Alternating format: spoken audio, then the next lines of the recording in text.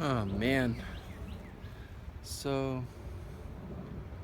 for nearly the last 2 years, especially the last year and a half, I've been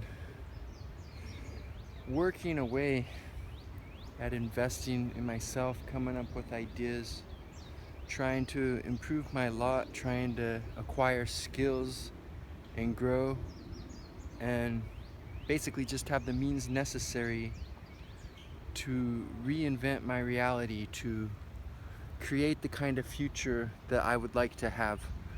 And it's a slow process, and there's a lot of growth that needs to keep occurring and whatnot to really get anywhere.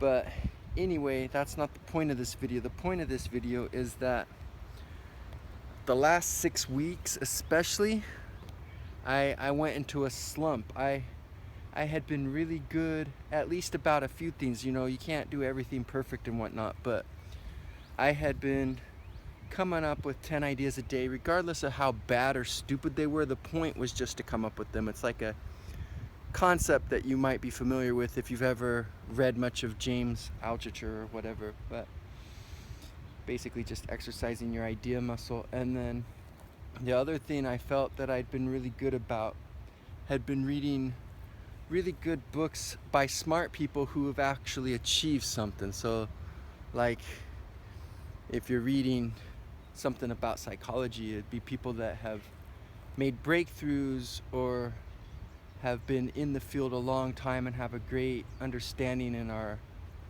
thought of as an expert in the field. Or if you're reading something on how to make money, it's books written by actual billionaires who have made money instead of just some armchair expert who doesn't know anything. And a whole lot of different things like that. Just reading books written by people who actually know what they're talking about instead of people who think they know what they're talking about. And I felt like that was a super good use of my time, and it felt like it was helping me get new ideas and expand my horizons, and I liked where it was taking me. Anyway, in the last 6 weeks, I've basically neglected both those practices. I know it's 6 weeks because at first I was buying all my books and it started getting expensive really fast, so then I started checking books out from the library. And when you check things out from the library, you have it for 3 weeks, and then if you don't finish, you can renew it for another 3 weeks. And anyway, 6 weeks ago, I had 4 books show up at once, and one was Lying by Sam Harris, which I just really loved and read in the first night and did my review of on my channel. As you could see, I was at the aquarium when I did it. And then one was The Diary of Anne Frank, which is just enormous. And you know, we went through that as a kid in school, but I thought maybe now at 40 years old with a different perspective on life, it would be fun to revisit that and just see how things were from her perspective as such a young person in such extraordinary circumstances. But when I saw the size of it, and I'd already kind of been struggling with my productivity prior to this 6 weeks, I knew that I wasn't going to get to it, especially with 2 other books I hadn't touched yet. So I just brought that back when I brought back Lying the next week. But the other 2 books, one was like The Psychology of the Evolution of Relationships or something by David Buss, who's like a Nobel Prize winner. And I thought it'd be interesting to learn more about that, but you know, I had a lot of other stuff I wanted to look at too. And then the other one was Where Good Ideas Come From by Steven Johnson. And I just let 6 weeks go by. You know, I renewed them after 3 weeks, and another 3 weeks has already gone by.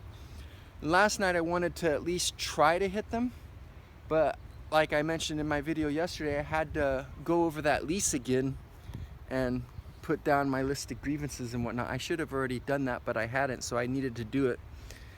And that was very time consuming. It kept me up till 4:30 last night, and you know, I mentioned that I'm a little bit under the weather right now, so I wanted to get my sleep. So right when I finished, I just went to sleep. So today I woke up and I like read the intro, and I like started reading like the first and last paragraph of every chapter and like the first and last sentence of every paragraph, and just kind of skimming and whatnot. And so far I've only gone through like the first third, but this book is extremely good. And so it's really irritating me that I didn't take the time to go through it. It's not like an opportunity forever lost. I mean, it's one book. I could just go buy it if I want, and it would be here in a week or two. And I don't think the library has any policy against me going there in another 2 or 3 months and checking it out again. So it's not like something forever lost, but it's just annoying that it was in my hands for 6 weeks and I neglected it, because just what little I've looked at, it looks like this is actually a really good book and could have spurred some ideas and really helped me go where I want to go as a person. So yeah, I guess some people do that sometimes. Like, I know that super successful people probably make errors of this nature way less frequency and probably for shorter durations of time. And then regular average people probably do this their entire life. And then there's all sorts of things in between. But you know, you only live so long, and I'm a little disappointed that I allowed 6 weeks to slip away from me like that. But it does no good to sit around and pine about it. The best you can do is kind of jar yourself awake and be like, okay, maybe we need to get out of this rut and start moving forward again. Which I think I've already made a couple videos of this nature, and I haven't actually applied that concept yet. Like, I know I made one about momentum on that hill I like to do sprints on just like a week or two ago. But yeah, I need to really start get things moving again. The good thing is I have my list of grievances now.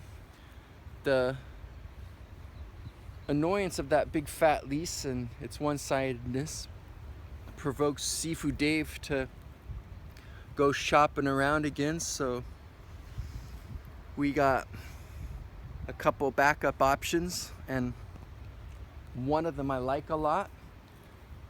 I like it so much that I won't even care if we send our grievances and are like, forget you. I'm like, okay, forget your building, we'll move on to this other one. So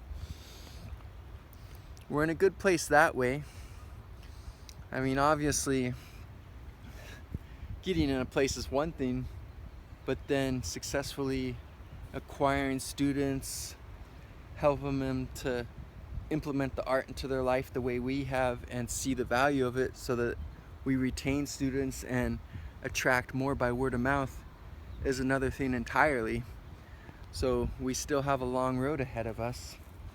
And the one backup option that I like a lot would be a 5-year lease. So there's a high risk if we fail of being locked into something for 5 years, but the price is right, so I'm willing to take that risk. Crazy life. Anyway, I don't want this to get too long. All I really have to say is 2 things. One, it's good to invest in yourself, to use your time wisely, but I don't think you need to kill yourself and be a nutcase like a billionaire unless you actually want to be a billionaire. I think you can enjoy the journey.